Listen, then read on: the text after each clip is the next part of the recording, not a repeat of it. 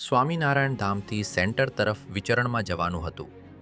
તે સમયે એક સેવક સંતે ગુરુજીને વિનંતી કરી, દયાળુ, આપ આ નવા સ્લીપર ધારણ કરો. ગુરુજીએ પ્રેમથી પૂછ્યું, શા માટે? અમારા જૂના સ્લીપર ક્યાં ગયા? સંતે કહ્યું, દયાળુ, આપના સ્લીપરની પટ્ટી લગભગ તૂટી ગઈ છે, સોલ પણ ઘણું ઘસાઈ ગયો છે, માટે હવે આ નવા પહેરી લો. ગુરુજીએ ખૂબ સરળતાથી જવાબ આપ્યો, હજુ આ સ્લીપરમાં મને કોઈ તકલીફ નથી.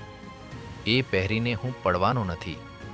પગ પણ દાઝતા નથી, કાંટા કાંકરા પણ વાગતા નથી. જ્યાં સુધી ચાલે ત્યારે સુધી જૂનું જ ચલાવવું. બિનજરૂરી નવું લેવું યોગ્ય નથી. આરી રીતે ખર્ચ કરવાથી મહારાજ રાજી ન થાય.